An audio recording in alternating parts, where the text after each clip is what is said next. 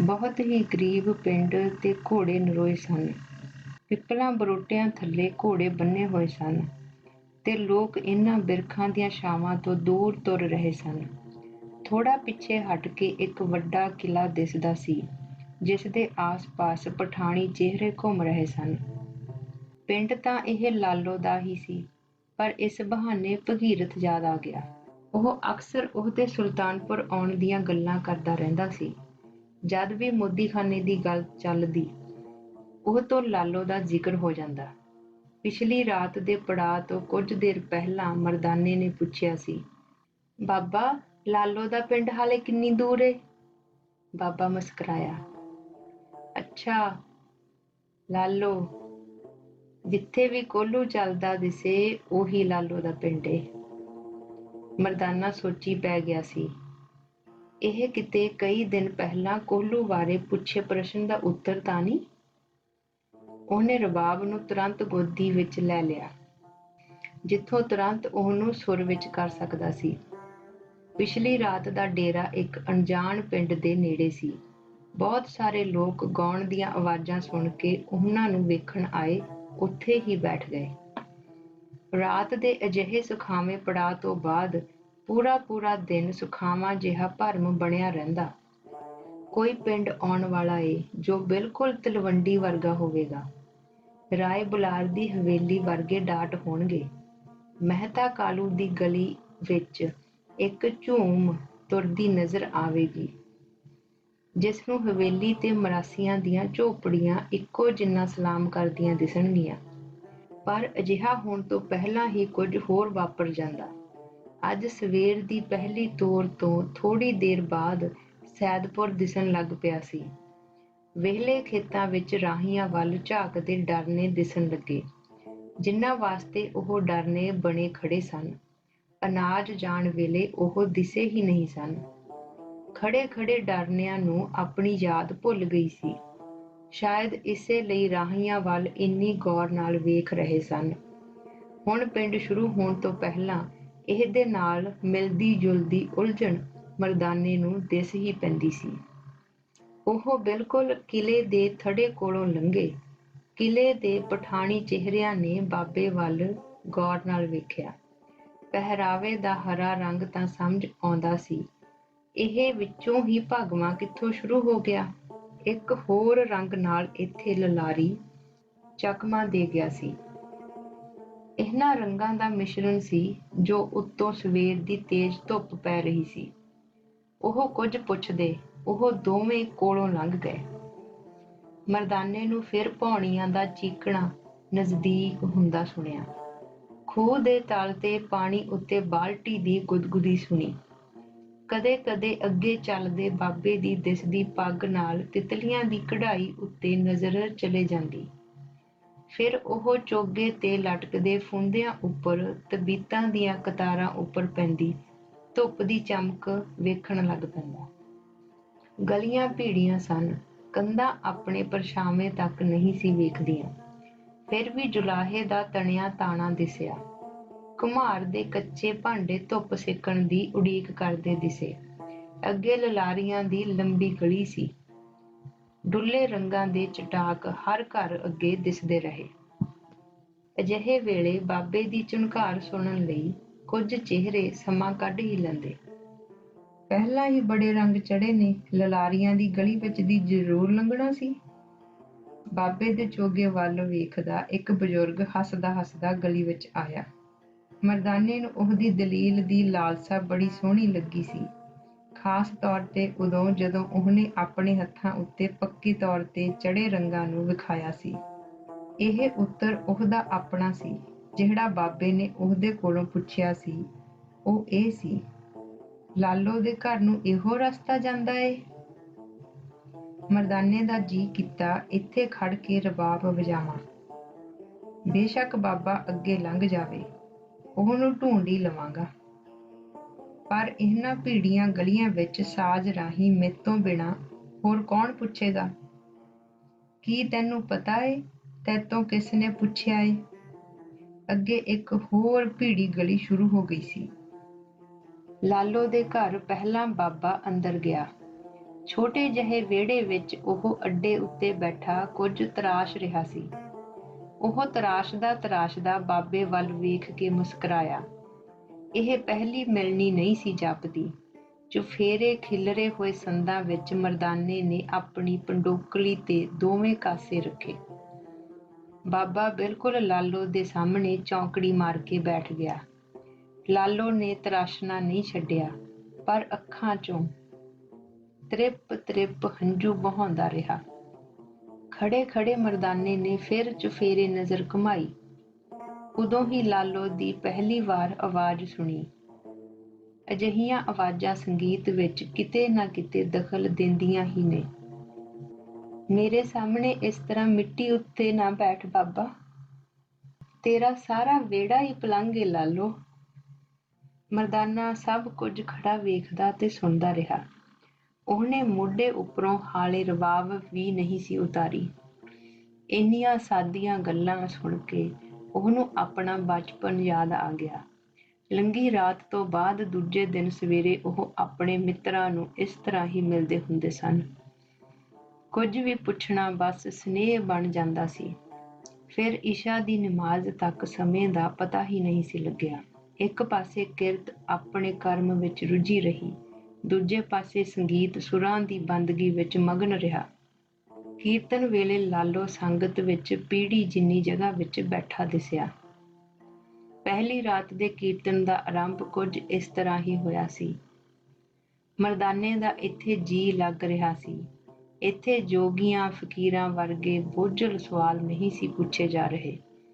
ਅੱਖਰ ਬਿਨਾਂ ਕਿਸੇ ਕੋਸ਼ਿਸ਼ ਤੋਂ ਸ਼ਬਦਾਂ ਦੀ ਮਰਿਆਦਾ ਸਹਿਣ ਕਰ ਸਕਦੇ ਸਨ। ਲਾਲੋ ਦੇ ਘਰ ਸਾਹਮਣੇ ਕੋਈ ਮੰਦਰ ਤੇ ਮਸਜਿਦ ਵੀ ਨਹੀਂ ਸੀ। ਹਲਕੀ ਹਲਕੀ ਹਵਾ, ਕਿੱਕਰ ਤੇ ਬਣੇ ਮਮੋਲਿਆਂ ਦੇ ਆਲ੍ਹਣੇ ਕਦੇ-ਕਦੇ ਮੰਦਰ ਦੇ ਟੱਲ ਦੀ ਯਾਦ ਕਰਵਾ ਦਿੰਦੇ। ਸੇਪੀ ਤੇ ਆਪਣੇ ਸੰਦਾਂ ਦੀ ਮੁਰੰਮਤ ਕਰਾਉਣ ਆਉਂਦੇ ਕਿਸਾਨ ਅੱਡੇ ਵਿੱਚ ਬੈਠੇ ਦੋ ਫਕੀਰਾਂ ਨੂੰ ਹੈਰਾਨੀ ਨਾਲ ਵੇਖਦੇ। ਕਦੇ-ਕਦੇ ਲਾਲੋ ਕੋਲ ਬਹੁਤ ਜ਼ਿਆਦਾ ਕੰਮ ਆ ਜਾਂਦਾ। ਹੁਣ ਦੋ ਜੀਅ ਹੋਰ ਆ ਬੈਠੇ ਹਨ। ਕੰਮ ਕਰਦੇ ਵਕਤ ਲਾਲੋ ਮਰਦਾਨੇ ਤੋਂ ਸਫ਼ਰਾਂ ਦੀਆਂ ਯਾਦਾਂ ਸੁਣਦਾ ਰਹਿੰਦਾ। ਇਹ ਆਦਤ ਤਲਵੰਡੀ ਦੇ ਬਾਲਾ ਸੰਧੂ ਵਰਗੀ ਸੀ। ਸਫ਼ਰਾਂ ਦੀਆਂ ਗੱਲਾਂ ਉਹ ਉਦੋਂ ਕਰਦੇ ਜਦੋਂ ਬਾਬਾ ਘਰੋਂ ਬਾਹਰ ਗਿਆ ਹੁੰਦਾ। ਅੱਜ ਚੱਲਦੀਆਂ ਗੱਲਾਂ ਵਿੱਚ ਜਦੋਂ ਸੁਲਤਾਨਪੁਰ ਤੋਂ ਭਗੀਰਥ ਨੂੰ ਬਾਬੇ ਵੱਲੋਂ ਵਾਪਸ ਭੇਜਣ ਦੀ ਗੱਲ ਤੁਰੀ ਤਾਂ ਸੰਦਾਂ ਦਾ ਢੇਰ ਵੇਖ ਕੇ ਮਰਦਾਨੇ ਤੋਂ ਰਿਹਾ ਨਾ ਗਿਆ। ਲਾਲੋ, ਤੇਰੇ ਕੋਲ ਬਹੁਤ ਕੰਮ ਪਿਆ ਏ। ਮੌਜਾਂ ਨੂੰ ਕੋਈ ਕੰਮ ਨਹੀਂ ਹੁੰਦਾ।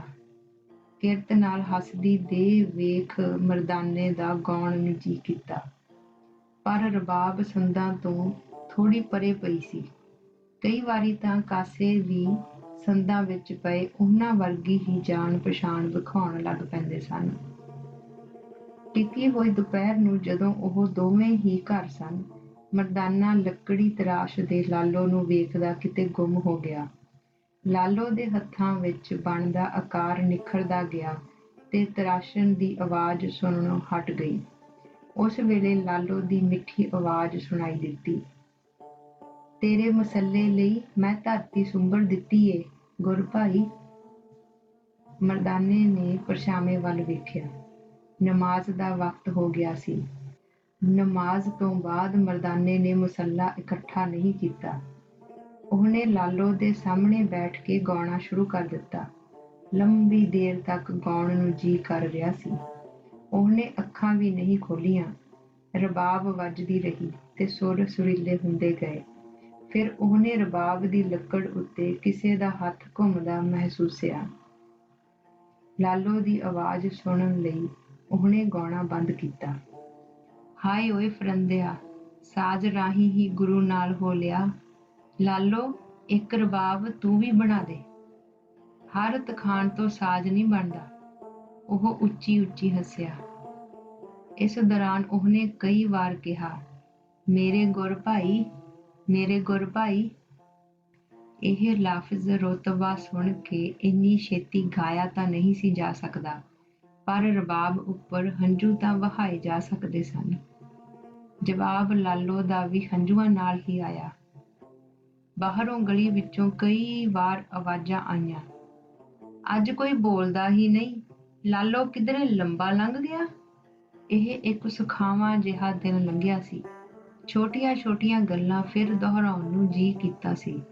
ਬਿਨਾਂ ਕੋਸ਼ਿਸ਼ ਤੋਂ ਬੋਲੇ ਗਏ ਸ਼ਬਦ ਕਦੋਂ ਗਹਿਰਾਈਆਂ ਵਿੱਚ ਉਤਰ ਜਾਂਦੇ ਪਤਾ ਹੀ ਨਹੀਂ ਸੀ ਲੱਗਦਾ। ਅੱਜ ਕਾਠ ਦੀ ਕੁਲਹਾੜੀ ਦੇ ਦੰਦੇ ਬਣਾਉਂਦਾ ਲਾਲੋ ਰਿਆਜ਼ ਕਰਦੇ ਮਰਦਾਨੇ ਵੱਲ ਬਿਨਾਂ ਵੇਖਿਆਂ ਸੁਣਦਾ ਰਿਹਾ। ਕਦੇ ਕਦੇ ਘੁਮਾਰਾਂ ਦੀ ਗਲੀ ਚੋਂ ਕਮਾਈ ਮਿੱਟੀ ਦੀ ਖੁਸ਼ਬੂ ਲਾਲੋ ਦੇ ਵਿਹੜੇ ਚੋਂ ਲੰਘਦੀ, ਅੱਗੇ ਮਮੋਲਿਆਂ ਦੇ ਆਲ੍ਹਣਿਆਂ ਨੂੰ ਝੂਟੇ ਦੇਣ ਲੱਗ ਪੈਂਦੀ। ਵਿਹਲਾ ਹੋ ਕੇ ਲਾਲੋ ਨੇ ਅਸਮਾਨ ਵੱਲ ਵੇਖਿਆ। ਸਾਰਾ ਦਿਨ ਅੱਜ ਧੁੱਪ ਵਾਂਗ ਲੰਘ ਗਿਆ। ਲਾਲੋ, ਮੇਰਾ ਸੰਗੀਤ ਤਾਂ ਰਿਆਜ਼ ਨਾਲ ਨਹੀਂ ਥੱਕਦਾ, ਤੇਰੀ ਕਿਰਤ ਵੀ ਕਰਮ ਨਾਲ ਨਹੀਂ ਥੱਕਦੀ। ਤੂੰ ਮੈਨੂੰ ਗੁਰ ਭਾਈ ਕਹਿ ਕੇ ਕਿਉਂ ਨਹੀਂ ਬੁਲਾਉਂਦਾ ਮਰਦਾਨਿਆ? ਲਾਲੋ ਦੇ ਮੂੰਹੋਂ ਕਈ ਦਿਨਾਂ ਬਾਅਦ ਸੁਣਿਆ ਆਪਣਾ ਨਾਂ ਕਿਸੇ ਸੁਣੀ ਸੁਣਾਈ ਜਨਮ ਭੂਮੀ ਵਾਂਗ ਜਾਪਿਆ। ਉਹਨੇ ਲਾਲੋ ਵੱਲ ਦੁਬਾਰਾ ਵੇਖਿਆ। ਲਾਲੋ ਦਾ ਰੁਤਬਾ ਵੱਡਾ ਏ ਭਾਈ ਲਾਲੋ, ਇਸ ਤਰ੍ਹਾਂ ਬੰਧਨ ਨਾ ਪਾ ਮੇਰੇ ਯਾਰ। ਤੂੰ ਤਾਂ ਰਬਾਬ ਦੇ ਸਾਥ ਨਾਲ ਤਰ ਜਾਣਾ, ਕੋਈ ਬਹਾਨਾ ਮੇਰੇ ਵਾਸਤੇ ਵੀ ਰਹਿਣ ਦੇ। ਠੀਕ ਅਜਿਹੇ ਵੇਲੇ ਉਹਨਾਂ ਬਾਹਰੋਂ ਆਇਆ ਬਾਬਾ ਕੋਲੋਂ ਮੁਸਕਰਾਉਂਦਾ ਲੰਘਦਾ ਵੇਖਿਆ। ਇਹ ਛੋਟਾ ਜਿਹਾ ਵਿਹੜਾ ਕਿੰਨਾ ਲੰਬਾ ਹੋ ਗਿਆ ਸੀ। ਦੇਰ ਤੱਕ ਬਾਬਾ ਕੋਲੋਂ ਲੰਘਦਾ ਦਿਸਦਾ ਰਿਹਾ। ਅੱਜ ਮਰਦਾਨੇ ਤੇ ਲਾਲੋ ਨੇ ਸੈਦਪੁਰ ਦੀਆਂ ਗਲੀਆਂ ਦੇ ਚੱਕਰ ਲਾਏ। ਗੱਲਾਂ ਕਰਦੇ ਕਰਦੇ ਕਦੋਂ ਇਹ ਸਬੱਬ ਬਣਿਆ ਪਤਾ ਹੀ ਨਹੀਂ ਲੱਗਿਆ। ਅਸਲ ਵਿੱਚ ਨਿਕਲੇ ਤਾਂ ਉਹ ਬਾਬੇ ਨੂੰ ਵੇਖਣ ਸਨ। ਅੱਜ ਕੱਲ੍ਹ ਬਾਬਾ ਸਵੇਰੇ ਹੀ ਘਰੋਂ ਨਿਕਲ ਜਾਂਦਾ ਤੇ ਰਾਤ ਵੇਲੇ ਵਾਪਸ ਆਉਂਦਾ। ਕੱਲ੍ਹ ਨਾਲ ਦੇ ਪਿੰਡ ਦੇ ਕਿਸਾਨ ਦੱਸਦੇ ਸਨ, ਉਹ ਉਹਨਾਂ ਦੇ ਪਿੰਡ ਵੀ ਗਿਆ ਸੀ। ਮਰਦਾਨੇ ਦਾ ਕਈ ਵਾਰ ਦਿਲ ਕਾਹਲਾ ਪੈਣ ਲੱਗ ਪੈਂਦਾ। ਇਸ ਤਰ੍ਹਾਂ ਦੀਆਂ ਦੇਰੀਆਂ ਤੋਂ ਬਾਅਦ ਕਈ ਵਾਰੀ ਬਹੁਤ ਭਿਆਨਕ ਵਾਪਰਦਾ ਹੋਣੋਂ ਬਚਿਆ ਸੀ। ਉਂਝ ਵੀ ਪੂਰੇ ਦਿਨ ਦੇ ਅਵਸਰ ਉਹ ਵੇਖ ਤੇ ਸੁਣ ਨਾ ਸਕਦਾ। ਇਹ ਜਗਿਆਸਾ ਹੀ ਬਾਬੇ ਦੀ ਭਾਲ ਬਣ ਜਾਂਦੀ। ਫਿਰ ਜਿਸ ਪਿੰਡ ਵਿੱਚ ਵੱਡਾ ਕਿਲ੍ਹਾ ਹੋਵੇ, ਹਵੇਲੀਆਂ ਹੋਣ, ਡਾਟਦਾਰ ਦਰਵਾਜ਼ੇ ਹੋਣ, ਉੱਥੇ ਦੇ ਖਤਰੇ ਤਾਂ ਪਹਿਲਾਂ ਹੀ ਬਾਬੇ ਲਈ ਤੈਅ ਸਨ। ਪਰ ਲਾਲੋ ਦੇ ਪਿੰਡ ਤਾਂ ਬਾਬਾ ਏਦਾਂ ਘੁੰਮਦਾ ਸੀ ਜਿਵੇਂ ਅੱਗੇ ਸਫ਼ਰ ਤੇ ਜਾਣਾ ਹੀ ਨਾ ਹੋਵੇ। ਉਹਨੇ ਕਈ ਵਾਰੀ ਲਾਲੋ ਕੋਲੋਂ ਪੁੱਛਿਆ ਵੀ ਸੀ, ਕੋਈ ਕਿਲ੍ਹੇ ਵੱਲੋਂ ਸੁਨੇਹਾ ਤਾਂ ਨਹੀਂ ਆਇਆ? ਲਾਲੋ ਉਹਦੇ ਵੱਲ ਵੇਖਦਾ ਤੇ ਕੰਮ ਵਾਲੀ ਬਾਂਹ ਵਿਹਲੀ ਕਰ ਉਹਦੇ ਵੱਲ ਵਧਾਉਂਦਾ। ਇਹ ਸੁਨੇਹੇ ਕਿਤੇ ਲੁਕੇ ਰਹਿੰਦੇ ਨੇ। ਉਹ ਪਿੰਡ ਤੋਂ ਬਾਹਰ ਨਿਕਲ ਆਏ ਸਨ। ਮਰਦਾਨੇ ਨੇ ਖੁੱਲ੍ਹਾ ਅਸਮਾਨ ਵੇਖਿਆ। ਅਸਮਾਨ ਦੀ ਨਿਲੱਤਣ ਵਿੱਚ ਇੱਕ ਹੀ ਵੇਲ ਸੀ। ਨੀਲਾ ਹੀ ਦਿਸੀ ਜਾਣਾ, ਜਿਸਨੂੰ ਨਾ ਹਟਣਾ ਤੇ ਨਜ਼ਰਾਂ ਨੂੰ ਲੰਬੀ ਵੇਲ ਦੇ ਦੇਣਾ। ਇਹ ਬਾਬੇ ਵਰਗੇ ਚਿਹਰੇ ਵੀ ਅਜਿਹੇ ਹੀ ਹੁੰਦੇ ਨੇ। ਕਦੇ ਨਿਲੱਤਣ ਵਿੱਚ ਚੰਦ, ਕਦੇ ਤਾਰੇ ਤੇ ਕਦੇ ਸੂਰਜ ਜੜ ਦੇਣਗੇ। ਜਦੋਂ ਸਭ ਥੱਕ ਜਾਣ ਤਾਂ ਆਪਣੀ ਨਿਲਾਤਣ ਨਾਲ ਆਪ ਦਿਸਣ ਲੱਗ ਪੈਂਦੇ ਨੇ। ਤਿਰਛੀਆਂ ਢਲਾਣਾਂ ਉੱਪਰੋਂ ਤੁਰਦਾ ਬਾਬਾ ਦਿਸਿਆ। ਅਜਿਹੇ ਵੇਲੇ ਇਹ ਪੁੱਛਣਾ, ਬਾਬਾ ਕਿੱਥੋਂ ਆਇਆ? ਦਿਸਣ ਦਾ ਅਪਮਾਨ ਸੀ। ਇਹ ਪੁੱਛਣਾ ਤਾਂ ਉਹਨੂੰ ਬਚਪਨ ਵਿੱਚ ਵੀ ਬੜਾ ਔਖਾ ਜਾਪਿਆ ਸੀ। ਇਸ ਲਈ ਉਹਨੇ ਇਸ ਮਿਲਣੀ ਨੂੰ ਵੇਖਣ ਦੀ ਦ੍ਰਿਸ਼ਟੀ ਵਿੱਚ ਉਤਰਨ ਦਿੱਤਾ। ਇਹ ਇੱਕ ਹੋਰ ਆਮ ਜਿਹਾ ਦਿਨ ਸੀ, ਪਰ ਲਾਲੋ ਦੇ ਵਿਹੜੇ ਵਿੱਚ ਸੇਪੀ ਦੇ ਦਾਣਿਆਂ ਦੀਆਂ ਢੇਰੀਆਂ ਰੌਣਕੀ ਜਾਪਦੀਆਂ ਸਨ।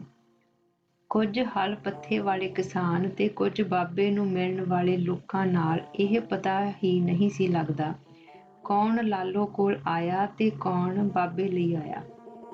ਪਿਛਲੇ ਕੁਝ ਦਿਨ ਤੋਂ ਕੀਰਤਨ ਬਾਹਰ ਪਿੱਪਲ ਥੱਲੇ ਸ਼ੁਰੂ ਕਰ ਦਿੱਤਾ ਸੀ। ਇਸ ਖੁੱਲ੍ਹੀ ਜਗ੍ਹਾ ਦੀ ਆਵਾਜ਼ ਹੁਣ ਕਿਲ੍ਹੇ ਤੱਕ ਸੁਣਦੀ ਸੀ।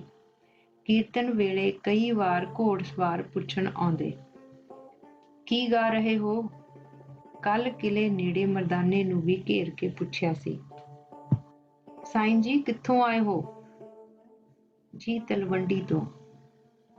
ਉਸੇ ਤਲਵੰਡੀ ਤੋਂ ਜਿੱਥੋਂ ਦਾ ਨਾਨਕ ਤਪਾ ਏ? ਉਹਨਾਂ ਨੂੰ ਪਹਿਲਾਂ ਹੀ ਕਈ ਕੁਝ ਪਤਾ ਜਾਪਦਾ ਸੀ।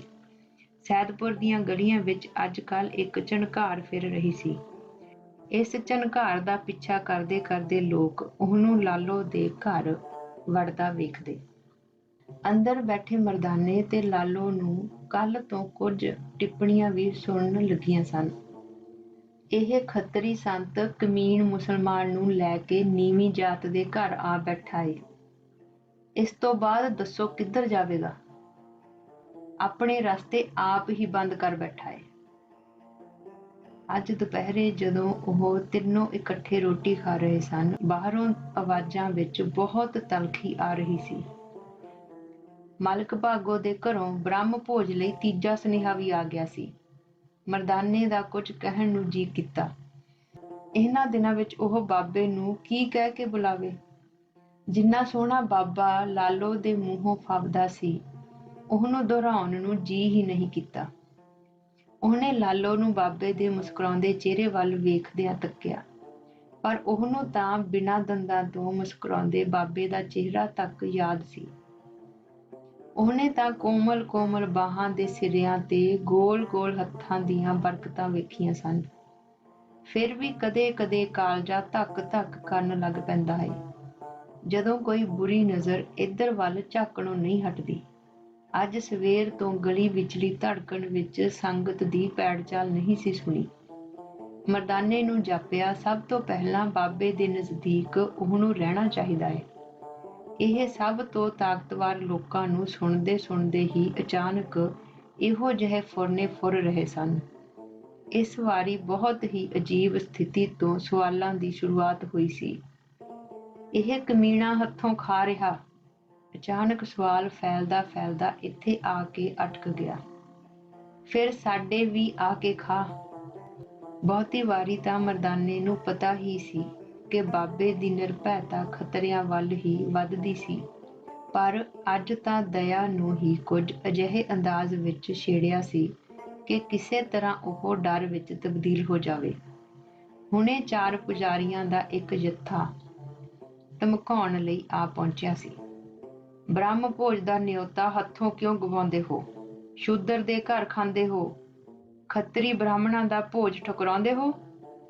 ਅਸੀਂ ਫਕੀਰ ਲੋਕ ਹਾਂ, ਸਾਡਾ ਪਾਤਸ਼ਾਹਾਂ ਨਾਲ ਕੀ ਮੇਲ ਏ?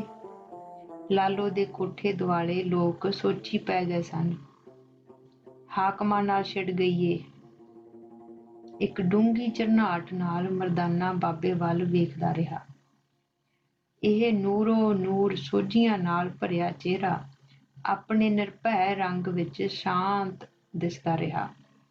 ਫਿਰ ਇੱਕ ਪੰਡਿਆਂ ਦਾ ਟੋਲਾ ਆਇਆ ਤੇ ਉਹ ਵੀ ਚਲਾ ਗਿਆ।